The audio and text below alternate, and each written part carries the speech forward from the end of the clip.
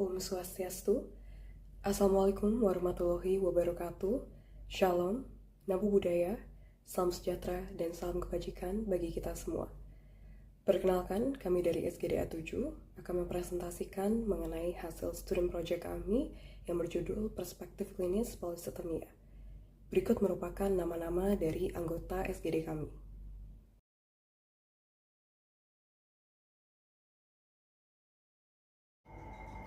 Polistemia merupakan peningkatan abnormal pada sel darah merah yang bersirkulasi. Nah, polistemia dapat dibagi menjadi polistemia relatif dan juga absolut serta primer ataupun sekunder. Secara umum, polistemia yang tidak tertangani berpotensi menyebabkan penyakit kuning, pruritus, kecelakaan cerebrovaskular, trombosis, bahkan pendarahan. Nah, sertifikasi klinis dari polistemia karena penyebab apapun itu terkait dengan risiko kejadian trombotik terkait akibat hiperviskositas darah. Selain itu, dalam kasus polistemia vera ada potensi berkembang menjadi leukemia. Setidaknya hingga 4% pria rawat jalan dan juga 0,4% wanita rawat jalan di Kanada menderita polistemia. Di Amerika Serikat, polistemia vera mencapai prevalensi 44 hingga 57 per 100.000 kasus. Adanya perbedaan patofisiologi dari setiap subtipe tentunya penanganannya akan beragam pula akibat perbedaan respon klinis yang diberikannya. Ini memerlukan perhatian dari segala aspek klinis terutama bagi tenaga kesehatan. Pemahaman mendalam mengenai polistemia tentu dapat membantu manajemen pasien baik dari aspek kuratif maupun preventif nantinya. Baik, perkenalkan Dr. Saya Imelda Febina Miguel dengan 3 digit NIM terakhir 117. Saya akan membacakan bagian rumusan masalah.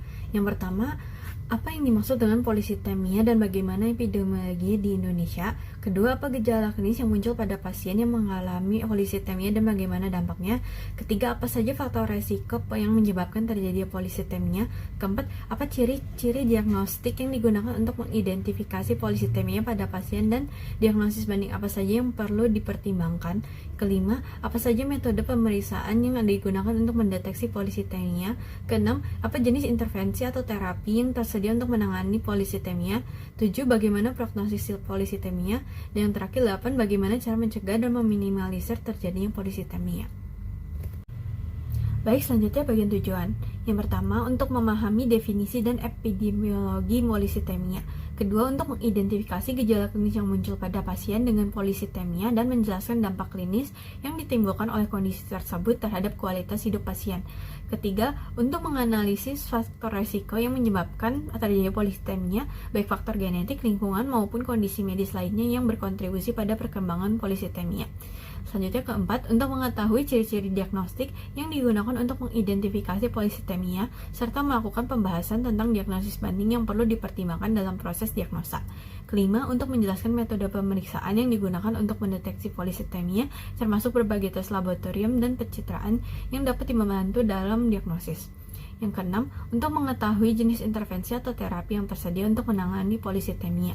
Yang ketujuh, untuk memahami prognosis polisitemia termasuk faktor-faktor yang mempengaruhi perkembangan penyakit dan respon terhadap terapi. Dan ke-8, untuk mengidentifikasi cara-cara pencegahan dan upaya untuk meminimalisir terjadinya polisitemia. Selanjutnya, manfaat penulisan. Manfaat dari penulisan ini untuk memberikan pemahaman komprehensif mengenai polisitemia termasuk definisi dan epidemiologi di Indonesia, serta gejala klinis yang muncul pada pasien dengan polisitemia beserta dampaknya terhadap kesehatan. Penulisan ini juga menjelaskan ciri-ciri diagnosis yang digunakan untuk mengidentifikasi polisitemia, serta menganalisis faktor resiko yang mempengaruhi terjadinya polisitemia, baik dari aspek biologis, perilaku, maupun lingkungan. Penulisan ini diharapkan dapat memberikan wawasan yang lebih mendalam mengenai penyebab, upaya pencegahan, serta terapi untuk meminimalkan terjadi polisitemia, khususnya bagi tenaga medis dan institusi. Selain itu, penulisan ini juga diharapkan dapat meningkatkan pemahaman masyarakat terkait pentingnya deteksi dini dan penanganan yang tepat. Perkenalkan, saya Clara Syabantania Sihombing dengan 3 digit terakhir 143. Di sini saya akan menjelaskan definisi dan prevalensi polisitemia di Indonesia. Polisitemia adalah kondisi peningkatan jumlah sel darah merah yang tidak normal, yang ditandai dengan kadar hemoglobin ataupun hematokrit yang tinggi. Polisitemia terdiri dari 2 bentuk, yaitu primer dan sekunder. Polisitemia primer ataupun polisitemia vera merupakan neoplasma mieloproliferatif akibat mutasi gen CAK2 yang menyebabkan peningkatan jumlah sel darah merah. Sementara itu, polisitemia sekunder dipicu oleh faktor eksternal seperti hipoksia kronis yang merangsang produksi eritropoietin ataupun EPO. Di Indonesia, tren kasus PV sangat meningkat, dengan data menunjukkan sekitar 31,5% pasien neoplasma mieloproliferatif non-Philadelphia terdiagnosis PV. Baik dokter, perkenalkan saya Vivi Drogobasis Semetozoid dengan 3 digit terakhir 169. Di sini saya akan menjelaskan mengenai gejala klinis dan dampak dari polisitemia.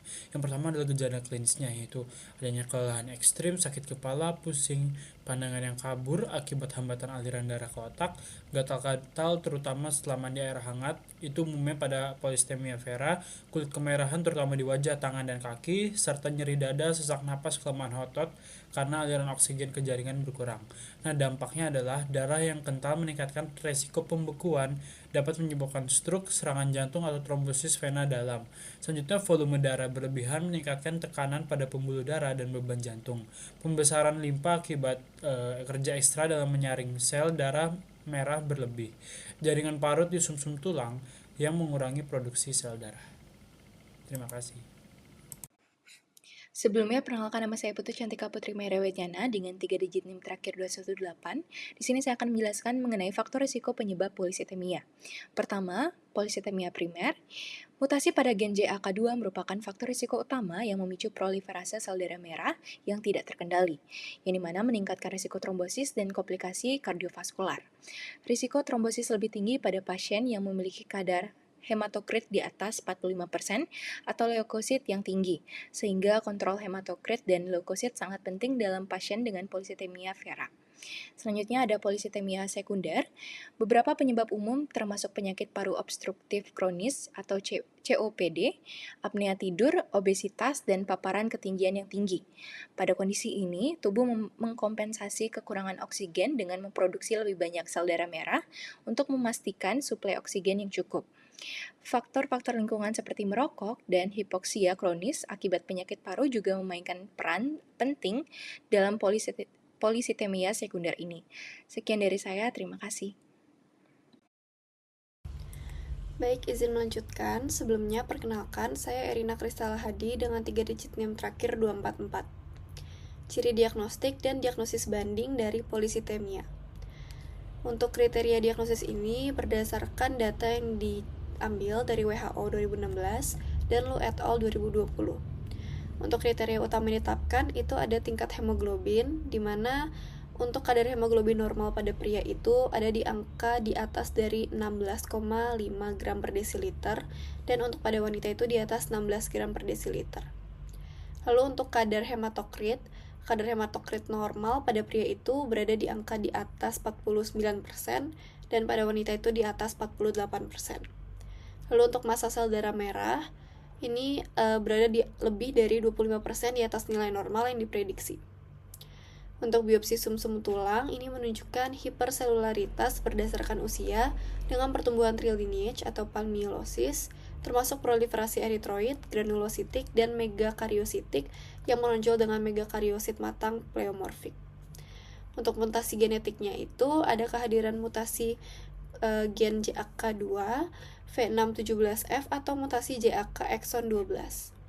Lalu untuk kriteria minornya itu ada tingkat eritropoietin serum, tingkat di bawah rentang referensi normal. Lalu untuk diagnosis banding dari polisitemia itu, yang pertama ada trombositemia esensial, leukemia myelogenus kronis, metaplasia myeloid aknogenik, myelofibrosis primer, dan polisitemia sekunder. Baik, sebelumnya perkenalkan, nama saya Niputu Miracle Yunata dengan 3 digit NIM terakhir 073. Izin melanjutkan mengenai metode pemeriksaan. Terdapat 2 jenis metode pemeriksaan, yaitu pemeriksaan laboratorium dan pemeriksaan ultrasonografi.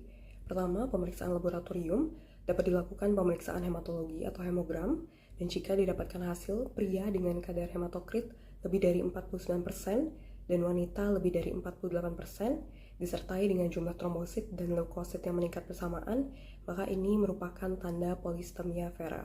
Sedangkan yang kedua, pemeriksaan kadar serum eritropoietin atau EPO. Jika tingkat EPO yang rendah, itu dapat memberikan indikasi adanya polisitemia primer. Sedangkan tingkat EPO yang tinggi, itu menandakan adanya polisitemia sekunder.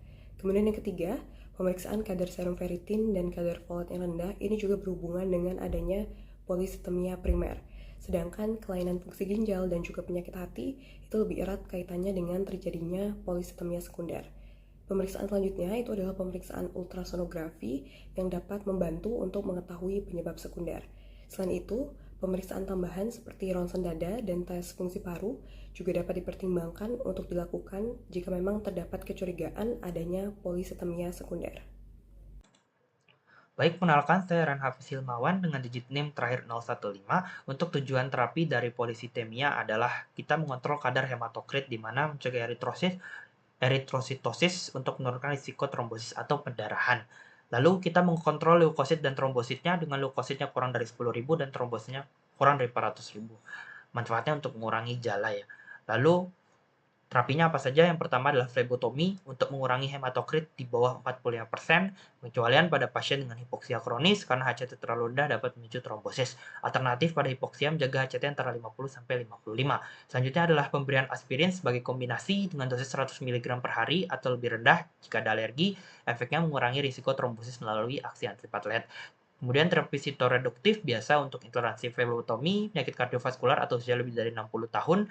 Di sini gold standarnya adalah hidroksiurea, bisa juga menggunakan interferon alfa. Terakhir adalah terapi jangka panjang dengan ruxolitinib, di mana mekanismenya menghambat JAK1 dan JAK2 yang terlalu aktif. Efikasinya memberikan respon yang tahap lama pada sebagian besar pasien. Om Swastiastu. Sebelumnya perkenalkan, nama saya Bagus Redia Yuliana Pitra dengan digit terakhir 192. Di sini saya akan menjelaskan tentang prognosis pasien polisitemia. Apa itu polisitemia? Polisitemia adalah kondisi dengan peningkatan jumlah sel darah merah yang membuat darah lebih kental dan meningkatkan risiko komplikasi seperti trombosis dan serangan jantung. Polisitemia vera jenis primer akibat kelainan genetik berisiko berkembang menjadi penyakit serius jika tidak diobati. Bagaimana penanganan polisitemia? Penanganan polisitemia meliputi flebotomi untuk mengurangi kekentalan darah dan obat-obatan bagi pasien berisiko tinggi. Pola hidup sehat dan pemantauan medis rutin penting untuk mencegah komplikasi dan mempertahankan kualitas hidup. Lalu ada terapi polisitemia. Polisitemia vera memerlukan terapi seperti flebotomi dan obat-obatan untuk mengontrol kondisi pemantauan rutin serta hidup sehat, membantu mengurangi risiko komplikasi dan memperpanjang harapan hidup pasien. Sekian penjelasan dari saya. Mohon maaf jika ada kesalahan. Terima kasih. Baik, sebelumnya perkenalkan dokter, nama saya Kenny Wibowo dengan 3 digit NIM terakhir 091. Di sini saya akan menjelaskan strategi untuk pencegahan polisitemia. Jadi sebelumnya karena polisitemia ini juga disebabkan oleh adanya penurunan volume plasma pada sel darah atau pada darah. Untuk pencegahannya kita bisa dengan menjaga volume plasma melalui hidrasi yang tepat dan juga strategi khusus, yaitu seperti dengan minuman isotonik yang efektif menjaga volume plasma dan hematokrit, terutama saat olahraga atau kondisi panas. Kemudian juga bisa dengan cairan koloid, contohnya albumin untuk menjaga tekanan osmotik dan volume intravaskular. Bisa juga dengan makanan kayak elektrolit seperti yang ada kandungan sodium, kalium, magnesium untuk membantu menjaga keseimbangan cairan. Kemudian untuk manajemennya cukup dengan cairan harian, suplemen elektrolit untuk diare atau muntah, dan meminimalkan diuretik. Baik, sekian dari saya. Terima kasih. Baik, saya akan melanjutkan untuk kesimpulan. Sebelumnya, perkenalkan saya Nikade Amanda Deon Kemala dengan 3 digit NIM terakhir 039. Nah, untuk polisitemia ini merupakan kondisi yang ditandai dengan peningkatan jumlah sel darah merah yang tidak normal, sehingga menyebabkan kenaikan kadar hemoglobin atau hematokrit dalam darah. Nah, untuk di Indonesia sendiri, epidemiologi polisitemia vera menunjukkan kecenderungan peningkatan insiden. Gejala klinis polisitemia bervariasi dan dampak polisitemia bisa sangat serius jika tidak segera ditangani. Terapi dan penanganan untuk penyakit polisitemia sangat bergantung pada jenis polisitemia. Untuk prognosis pasien polisitemia sangat bervariasi juga, bergantung pada jenis polisitemia yang diderita, usia pasien, kondisi kesehatan secara keseluruhan, serta penata laksanaan yang diterapkan. Nah, untuk metode pencegahan terjadinya polisitemia adalah dengan mencegah penurunan volume plasma di dalam tubuh. Baik, sekian dari saya. Terima kasih. Perkenalkan, saya Nikade Diana Novita Alisya Putri dengan 3 digit NIM terakhir 065. Di sini saya akan menjelaskan mengenai bagian saran dari penutup. Yang pertama, saran bagi tenaga kesehatan, yaitu disarankan untuk selalu waspada terhadap gejala dari polisitemia, terutama pada pasien dengan risiko tinggi seperti hipoksia kronis atau riwayat keluarga. Selanjutnya juga diharapkan tenaga kesehatan dapat mengedukasi pasien dan juga masyarakat mengenai pentingnya terapi rutin seperti flebotomi. Yang kedua, bagi masyarakat. Masyarakat penting untuk memiliki pengetahuan mengenai gejala awal polisitemia seperti pusing berkepanjangan ataupun kulit kemerahan. Hal ini agar pasien dapat segera berkonsultasi ke dokter dan mencegah keparahan. Selain itu juga, masyarakat juga harus menerapkan pola hidup sehat termasuk berhenti merokok dan menjaga kadar oksigennya optimal. Yang ketiga, saran bagi peneliti yaitu disarankan melakukan penelitian lebih lanjut tentang epidemiologi polisitemia di Indonesia, serta penelitian mengenai efektivitas terapi terbaru seperti inhibitor JAK2 atau pengobatan kombinasi lainnya. Yang keempat, bagi pemerintah disarankan untuk pemerintah menyediakan akses yang lebih luas dan mudah terhadap metode diagnostik modern di berbagai fasilitas kesehatan. Pemerintah juga dapat membuat program sosialisasi tentang polisitemia sebagai bagian dari upaya meningkatkan kesadaran dan pencegahan masyarakat mengenai penyakit hematologi. Sekian presentasi dari SGDA 7. Terima kasih atas perhatiannya. Kami tutup dengan Parma Santi. Om Santi Santi Santi Om. Wassalamualaikum warahmatullahi wabarakatuh. Shalom, namo buddhaya, salam sejahtera, dan salam kebajikan untuk kita semua.